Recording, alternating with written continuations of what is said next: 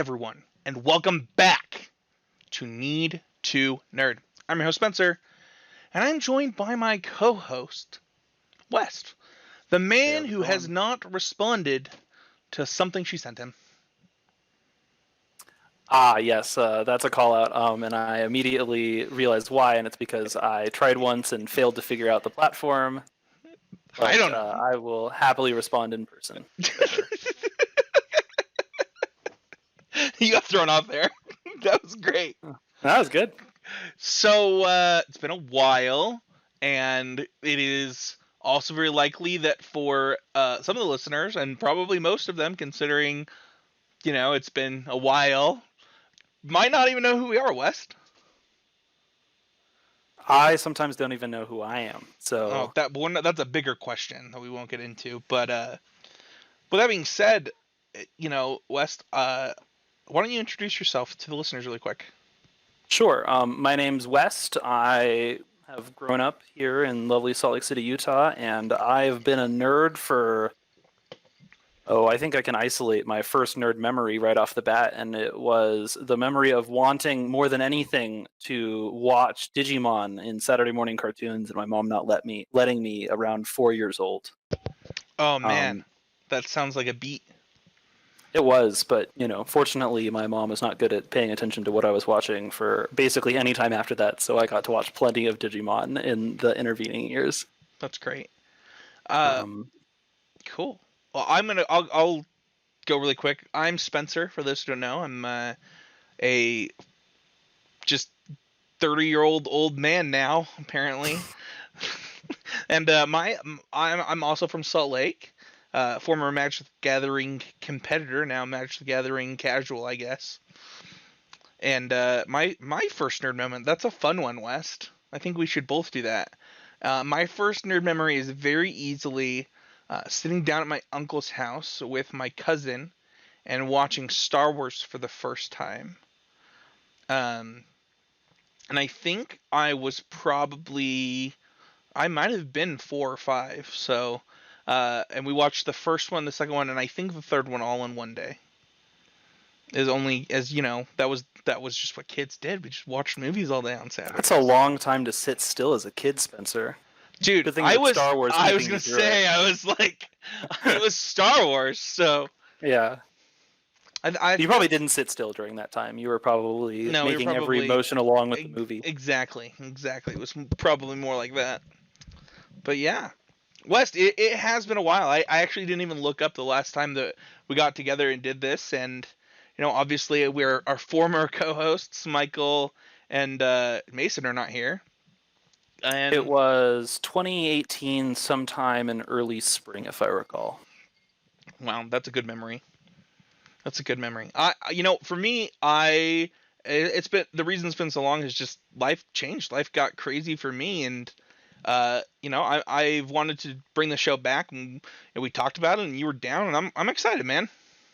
Yeah, it's going to be a really good time. Who doesn't want more opportunities to talk about nerdy things? Exactly. That's the whole goal here. So thank you everybody who's watching on the YouTube channel, and we will also be having a podcast version of this. So if you just want to listen to this instead of watching on the YouTube channel, that will come out sometime this week as well. With that being said, let's introduce ourselves a little bit. I don't even think I've done a lot of this on this YouTube channel outside of this podcast before, so I'm kind of excited to talk about when you wanted to talk about something this week. West, you said you want to talk about our nerd profile, and I really like that. So we're gonna go over gaming, movies, TV, and other media, and then we're gonna go into the favorite nerd memory. We gave our first one, but we should also talk about our favorite one. Yours didn't sound like it would be your favorite for what it's worth.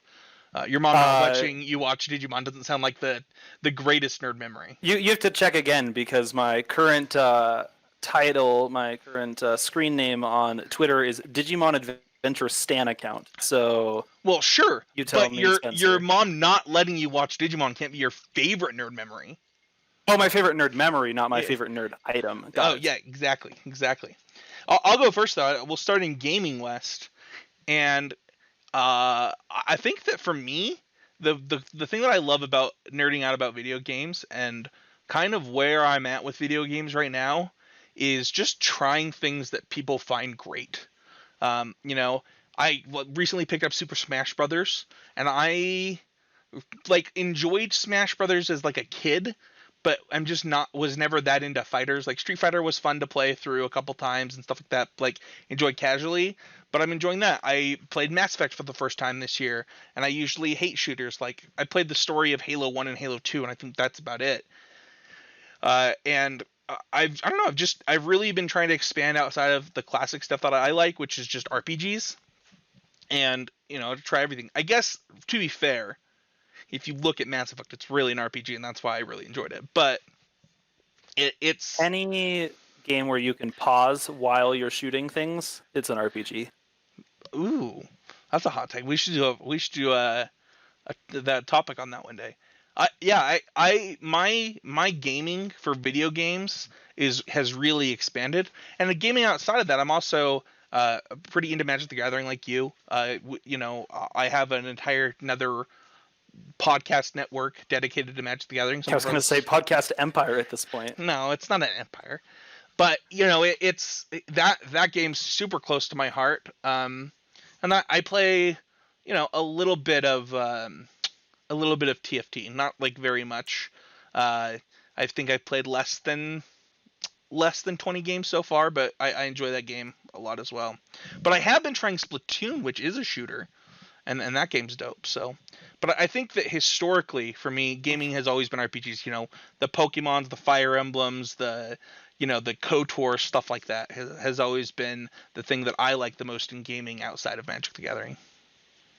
Absolutely. For me, definitely there are kind of like pillars of gaming, and then everything else has kind of just been a dabbling, right? Sure. Certainly, Pokemon is a core part of my experience as a video gamer, with, the first video game I ever owned being Pokemon Red and Pokemon Yellow, when I finally got to unclench the controlling fist of preventing video games from being in my life and get a Game Boy Color. And I haven't looked back from there. Pokemon has been such a big part of my life. It's the first video game of any kind that I approached competitively. And really the first game. Magic as a competitive draw came after I learned competitive Pokemon. Magic the Gathering is, of course, another enormous part of my life. And then the third pillar in my gaming life is Dungeons and Dragons. Absolutely. Tabletop role playing games have, and any form of of collaborative storytelling with me and my friends has had me enthralled since I was a young child. Um, and certainly by volume, I play more Dungeons and Dragons than any other game right now. Nice. It's funny. I think that Pokemon was so like generational for us that every time somebody's like, I've never played Pokemon, I'm like, really? You haven't? Yeah, so I think that the reason for that is that Pokemon was the first like phenomenon where, there was the confluence of merchandise and media Right. that included video game. Yeah. That's fair. And I think that's why it was such a smash hit and why it's got such a persistent effect in our collective consciousness to this day. So we both mentioned uh specifically consuming RPG style games. You talk about tabletops. I talked about KOTOR and Mass Effect. Mm-hmm. I'm curious for you. What draws you in? I've played D&D. I think it was 3.5 is all that I played. But what draws you into that style of gaming? Ooh, I love that possibility that exists in there.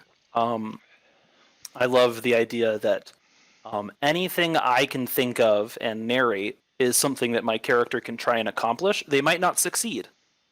They might fail horribly, but the idea to try it is like kind of the core bit, and that feeling of potency that, like, this is a world where I have agency, where I can affect change. I think is such a powerful draw for both young people, and then as you get older and you're your personal agency and how you move around increases, but your greater agency in the state of the world, you get a better sense of it, right? I think that there are a lot of people that seek out a way to be in a world where they can really control what is happening, where they can be not just the hero, but can be the, oh, did I lose Spencer? I don't know what happened there. That's my And fault. we're back. Sorry. No, you're good. But that the ability to, be in this world and see the products of your actions create a change over time in that world, and that you get more powerful in doing it, is so it's such a powerful thing to be a participant in. And I, while real life has those moments, it's much faster to get to them in a role playing game. yeah, I completely agree. Like, I think that for me, like the the fact in I mean the RPGs that I love, right? Like KOTOR being the perfect example. It let me it let me experience parts of life that I didn't get to experience and that I was like scared to experience in a lot of ways. It's funny Totally. playing Mass Effect now. I very much play it as I would personally like if I was Commander Shepard. Like this is what I would do, right? Yeah. And I certainly didn't always play KOTOR that way. Like I probably played KOTOR, 1,000 You played it times. to the flavor of the class fantasy. Yeah, it was like very much like no, I'm gonna be a bad guy this time. Like we're gonna be bad, and like I don't know, just I don't do that as often. In like Mm-hmm. when I did Fire Emblem, like I find that like I use it as an escape, but it's an escape for me now, and that wasn't true when I was younger, or at least it Yeah, wasn't true in the same way. totally. I think that the other thing is that, like, when you're a kid, there's the all-consuming, like, the number one thing you don't want to experience as a kid is boredom, Yeah, and your options were so much fewer, both it's back then and as a kid in general, because you don't get to choose what happens next. one of my biggest fears now too, man. Oh yeah, I'm not gonna lie about that. but I've got a Steam library where feeling boredom actually feels like I shouldn't, because how could I not have something to do right now? It's true. So next on the list we have movies, as we're filling out our little nerd profile, and I'm curious, West. You don't watch a lot of movies, so what would fit into this for you? So, usually where movies come into play in my life in a big, meaningful way is either um, they're like part of this like big ongoing franchise, right? They're your Star Wars, your Lord of the Rings, your Marvel stuff, um, or they're like other movies that have left like meaningful impacts on my life have been like the smaller artful ones. For instance, Miyazaki, and we'll get into it later. Anime is a big part of my life, but Hayao Miyazaki and Studio Ghibli films have an enormous role in my life, shaping my perceptions on environmentalism, shaping my understanding of what it means to be scared as a kid, what it Sure. means to be brave as a kid. Well, that's good because we're definitely doing a Howl's Moving Castle episode. So Heck yeah. it's like top one of my top five favorite movies of all time. And I'll adopt a little bit off of you, there and say that same here. Like you know, I think that How's Moving Castle is one that like I would call out for me personally that came to me during a really weird part of my life, so it like had a big impact. But also like Star Wars and is like you up there for me. Just like that's how like I would say that is the biggest thing that I miss about Disney taking over. By the way, is the level, the amount of Star Wars content that was being created under before Disney took over was so much greater than now. Yeah, Like Disney tries to um, keeps its portfolio tight because it wants to deliver a level of polish on everything, yeah, but it also doesn't get to have the fullness that the wider Star Wars universe had before it was restricted back. sure. And then I would say like as far as like nerdy movies, like it's definitely, the Spider-Man movies are up there for me. Like I totally nerd out. I get so Hmm. I've loved every Spider-Man movie. Like I love all of Yeah, them. Like I I love was I I was love looking on the third one. Is like I even love that one. You were looking at IMDb. I was looking on IMDb earlier to jog my memory about movies, and easily the movie that has like the most like effect that I loved the most of the last few years was Into the Spider-Verse, Oh no sure. question. We Absolutely gorgeous, not a very controversial view, but an we incredible film. we talked about that movie on this podcast, and I back in. hadn't seen it at the time. Oh wow, there we go. Well, for me, the other movie that I would say is up there for me, like that I nerded out over. Like I was really into knights and stuff as a kid. So like a Knight's Tale, or not a Knight's Tale. That one's great too. But I was gonna say First Knight was like really influential for me. I was so young age when I watched like that movie. I would never let my child watch that movie. By the way.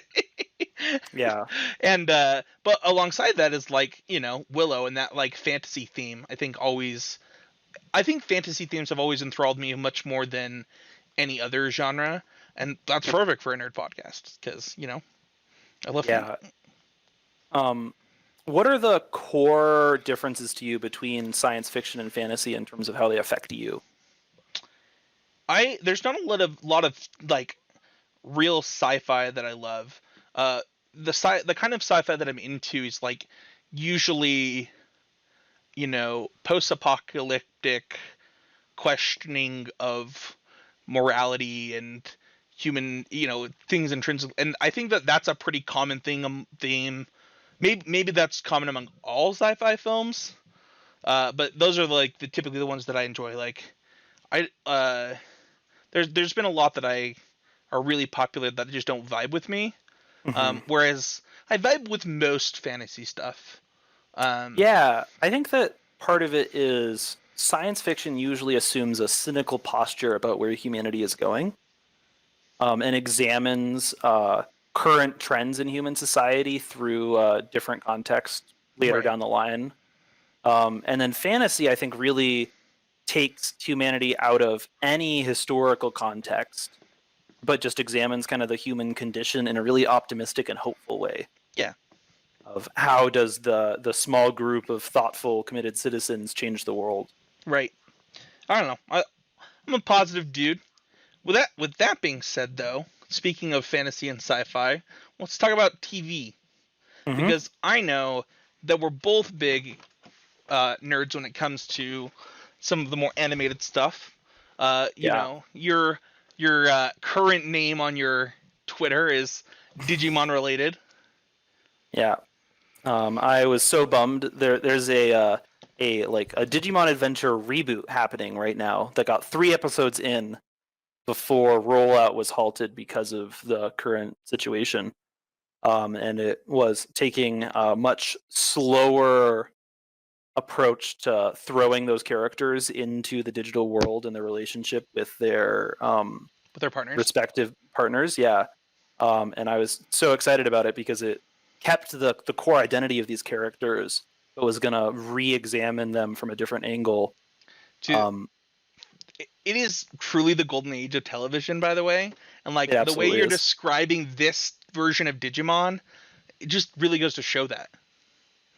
Like Hmm. they're taking like this, like they've taken this kid show that was meant to sell toys, and they've really evolved it. Like I have not seen Digimon Try, but like I understand that it's tackling and addressing you know things a little bit in a little bit bigger way. Not that the Hmm. Digimon movie didn't tackle big things, I but don't actually know if at any point in Digimon's history it's been afraid of going in at big issues. yeah, that's true. And the Digimon English dub for Digimon Adventure, I think, is the only like American dub that I can think of that like didn't really change a lot, didn't really remove some of the heavier issues.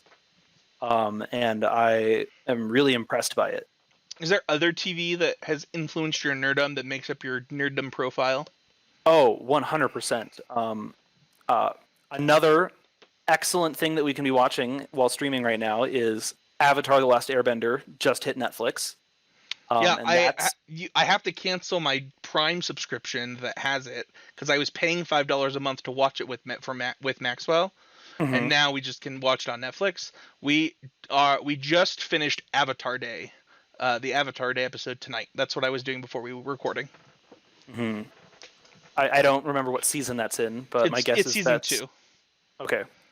Um, yeah, and starting that rewatch is fantastic because again, another amazing kid-facing television show that tackles big issues, big questions, big feelings in a really courageous way. You know, I was thinking about Avatar and what I wanted to say about it on this episode because I knew it would come up, and it's really funny.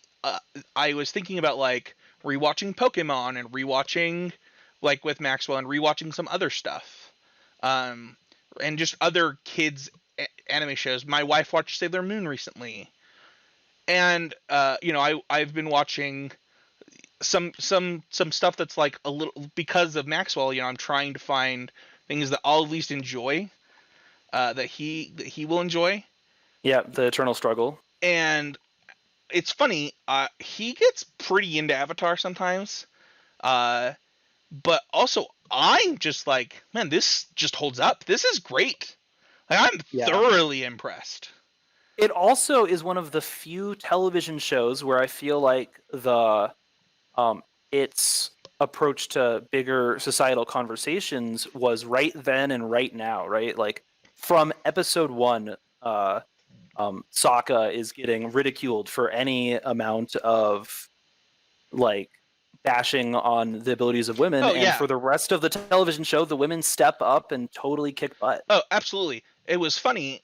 There was like Maxwell asked, like, why is he being mean to that girl? I was like, because he's being sexist. Like, I had that conversation with my 3-year-old, and like The word sexist is in episode one. It's incredible. yeah, and like, and I mean, we had a conversation about it with my 3-year-old, and I was just like, do you think that girls can do whatever they set their mind to, Maxwell? And he's like, yeah. And I said, good, because they can.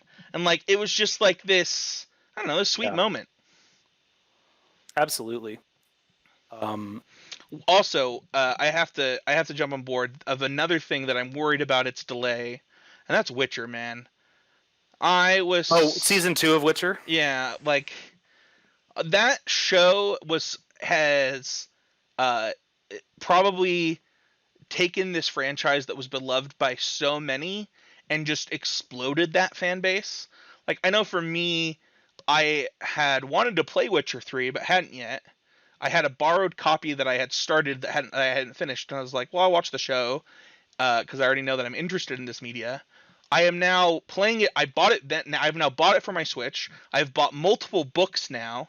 Like that, that show completely exploded that fan base. Yeah, if you were in charge of making an adaptation for whatever favorite book or video game or more long form media that you loved, would you ever in a million years pick movie anymore? No. Right? Television has just proved itself so much better at fully exploring the themes, values, and characters of a piece of media than movies ever could. Yeah, I mean, do you want to get into other media? Because we can talk about I mean, you can look behind me. My camera's Mm-hmm. actually inverted. I gotta fix that for the next episode. But I mean, the Hall of Fame is sitting right here. Yeah.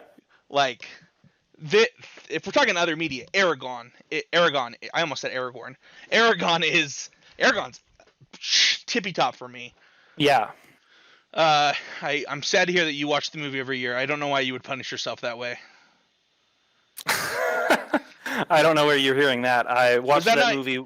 Was that not you on Twitter? That was not me. Oh, all right. I would never in a million years rewatch that movie. You couldn't willingly get me in the same room as that on a disc.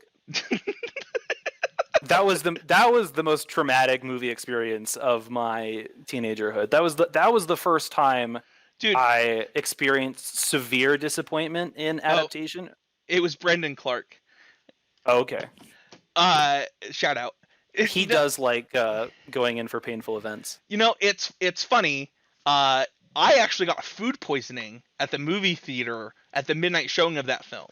So not only was I disappointed, Insult and injury. yeah, not only was I disappointed from the film, but I got food poisoning from a burger I had that night. Mm-hmm. So I had a really interesting connection based around Aragon the other day, which is that the idea that we all kind of tell ourselves a narrative of our lives and reinforce that narrative in our actions every day. So I was thinking about the way that I will sometimes, kind of present a version of myself that is missing a piece of myself. And one of the things I did when I was rereading Aragon when I was younger is I was kind of bored by the Ronin chapters in Eldest. So I just skipped them for a reading of Eldest, and by the end of it, I don't know, I wasn't satisfied with that choice. On your rereading? Yeah, I wasn't satisfied with the choice of having skipped the Ronin stuff because that's the part of the book that builds new characters, new narratives, follows up on where characters have moved over the course of a book that we met earlier in the series, whereas Aragon's story is pushing just forward relentlessly during Eldest. You know what we need to do? We need to do a podcast series of reviewing those 4 books. Oh, that would be an incredible series. That sounds like a great time. Yeah, we're gonna do that because they're really high up there for me. Sure. I've listened to one that does the same idea for Harry Potter with a guy who's never read the books before, and it involves a lot of trouncing on J.K. Rowling because it can.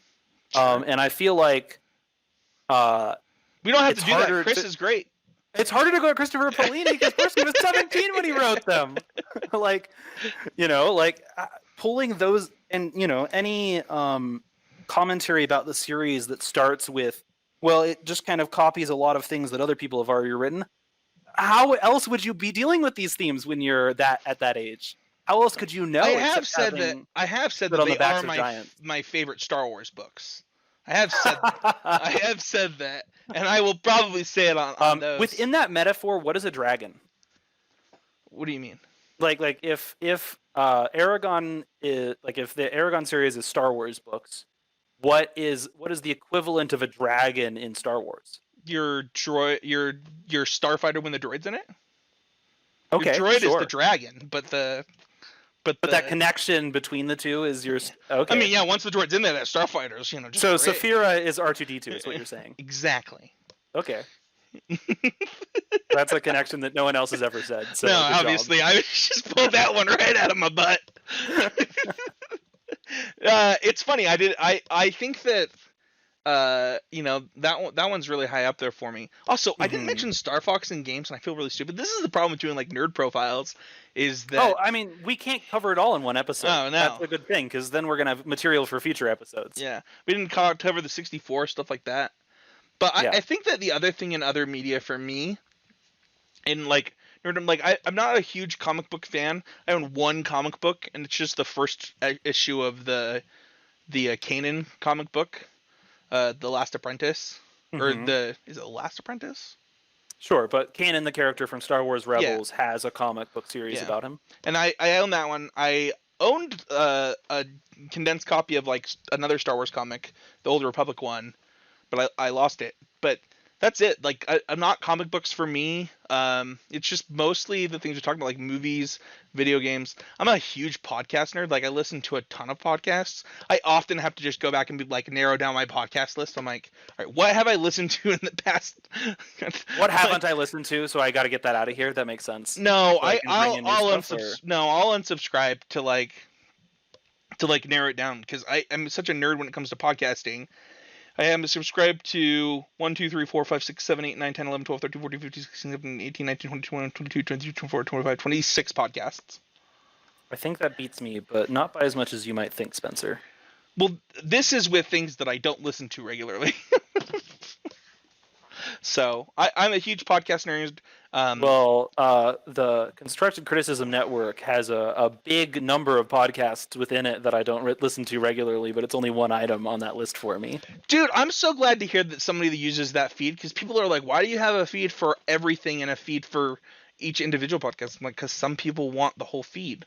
I really don't think it was an intentional choice. I just grandfathered in from when you moved just the singular constructed criticism feed to the wider one, and then created a Oh, smaller one within it that I didn't subscribe to because I was already subscribed to the bigger portion. oh, well, all right.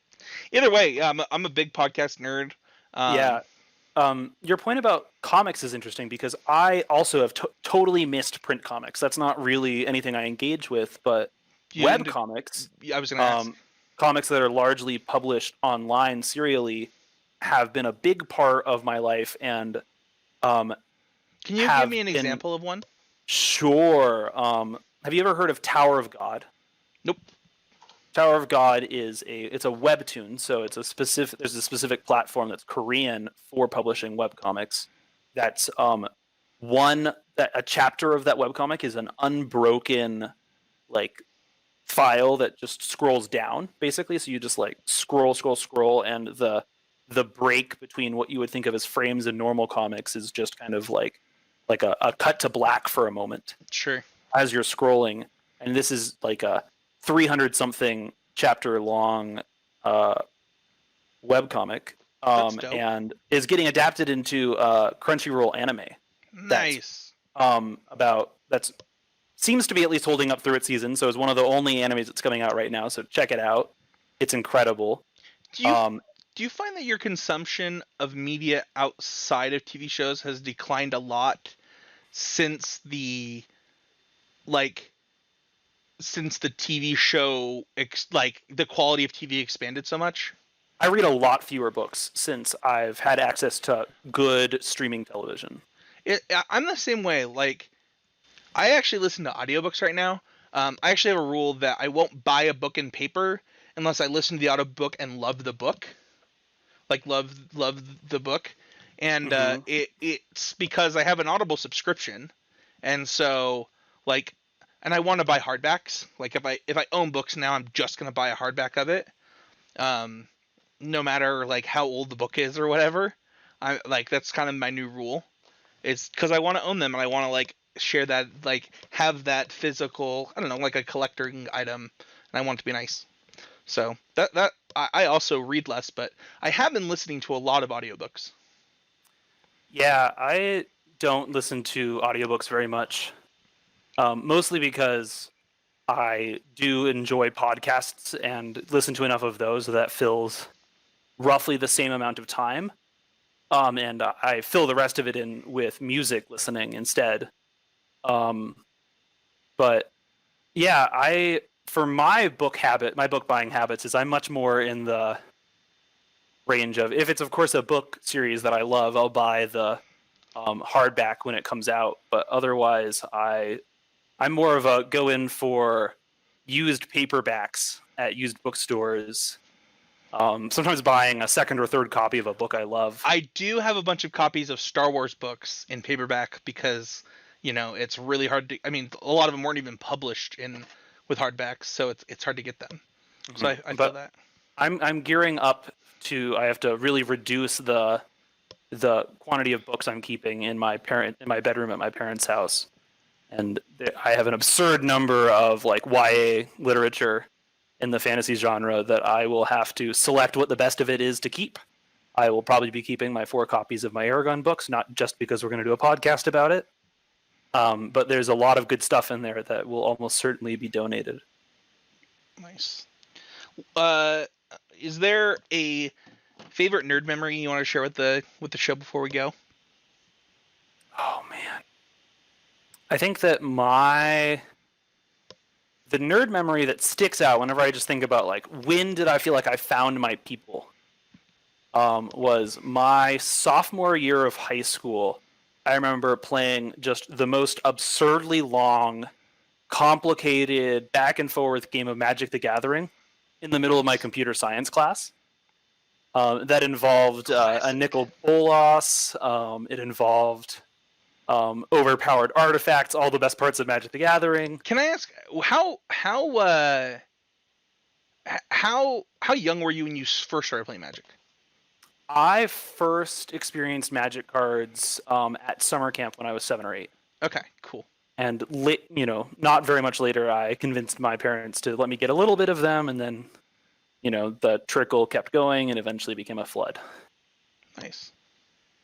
That's so. Is that finding that group, like that, finding your people, like is it your favorite because it's so impactful in your life? Yeah, I mean, certainly I think a lot of this is about, trying to find a place where you belong. And as a kid, I couldn't find that belonging in sports, and I wasn't mean enough to find that belonging in being mean. And I, continually got pushed towards this path of nerdom, and it's been amazing. And with my nerd friends, I've never once struggled for a thing to do, for a thing to talk about. It's always been an overflow of conversational topics, of activities that could be done. The only thing that I've had to do to remanage my relationship with my nerd friends is learn how to include, the important conversations you have with your friends about your lives, about your emotion, about all of that stuff, because there is so much that could be talked about that doesn't play in that space, that you have to make a time for it specifically. Nice. I think that I thought of this a lot today, and I think that my favorite nerd memory um was probably this is weird, but it's probably actually uh you know like getting to the plot twist in KOTOR for the first time. Like, it was I was not expecting it, and it was like, up to this point, it's just like my favorite game I'd ever played, and like, I don't know, it just got so good. I think that's probably really high up there. I know what my favorite nerd moment will be, and that's probably watching my son experience, you know, Harry Potter for the first time, or Star Wars for the first time, and stuff like Yeah, that. I think that it's going to be interesting, because that's an area where you don't just have one favorite nerd moment ahead of you; you have many, and Yeah, some of them are predictable, right? They're when you watch, and I think that you can probably agree with me that seeing someone else fall in love with something that you love, the first, like, when that magic goes across their face, is such an incredible experience, and to oh have it yeah, with your son drives it to an even better level, because I enjoy watching it in a stranger. yeah, exactly.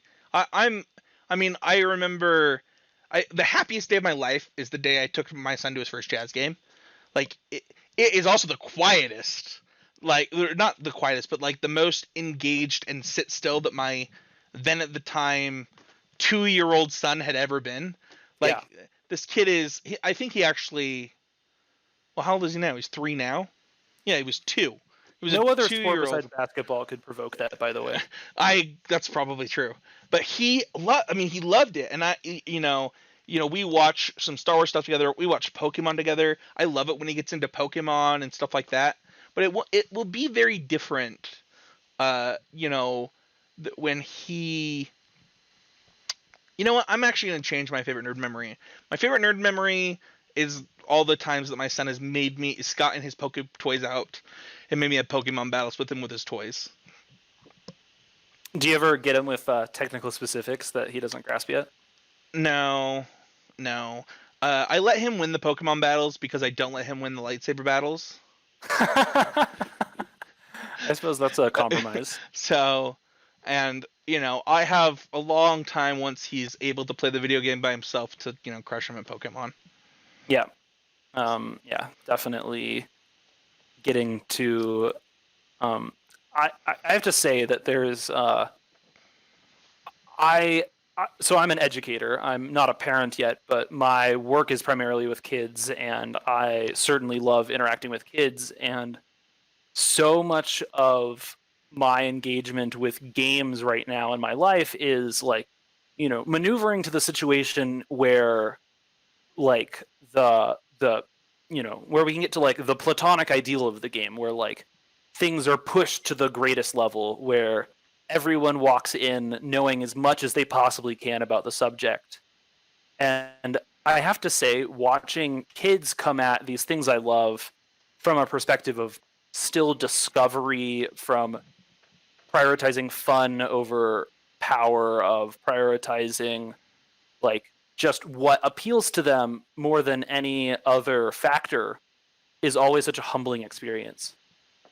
Yeah, I think that's one of the things that I like about the things that I do in gaming right now.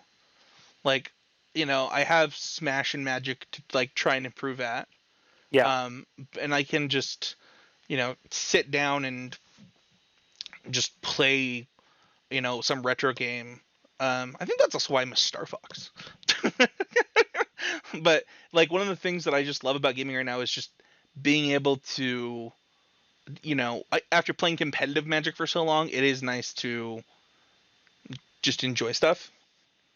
Yeah. And the kids have that ability to do that with everything. They're not. Most everything. Certainly, one of my favorite lessons I've learned in life is that fun is a choice. And when Yeah. you are looking to have fun, fun is just there waiting for you to find it in anything. And when you're choosing to do the most you can to win, it's really easy to lose sight of choosing to have fun while doing so. My recent proudest nerd moment is that I have for a long time had trouble finishing long like AAA RPGs of any kind, and I beat Breath of the Wild for the first time just a few weeks ago. And it was an incredible moment for me because it allowed me to reverse the narrative I've been giving myself about not tackling these bigger games, because I know that so often I only get a little ways into them and then drop them for a long time. Can I ask? Spoiler for everybody who. Well, you don't have to spoil it. How would you rate the ending of that game, like the actual end, on a scale of 1 to 10?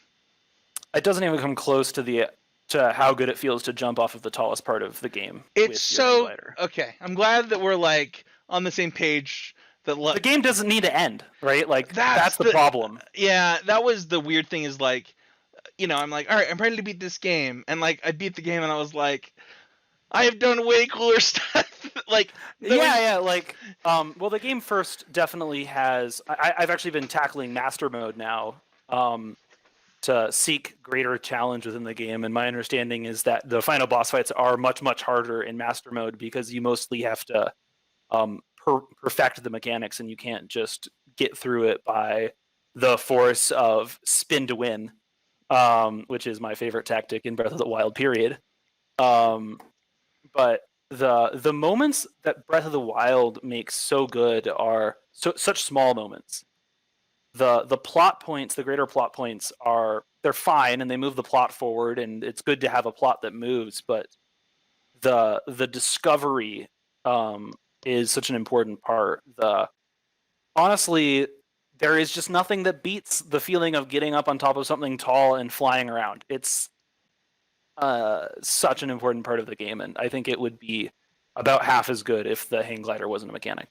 we'll do a whole series called a podcast review of. We'll do like a podcast review of Breath of the Wild, a podcast review of Aragon. It'll be fun. Oh, sure. Uh, I think that's it. That's all. We should wrap up. We could do this literally all night, so we Yeah, probably shouldn't. I and just we've want to. got more episodes to make in the future, so we should save some of it. Yeah, so we'll be back weekly now. We'll be recording Tuesdays. I'm not sure when the podcast will go up, but that is our recording night. And stay tuned for stuff for this show specifically.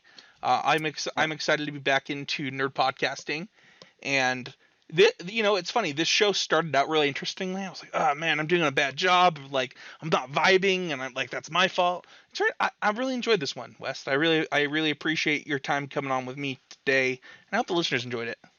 Yeah, it's a good time.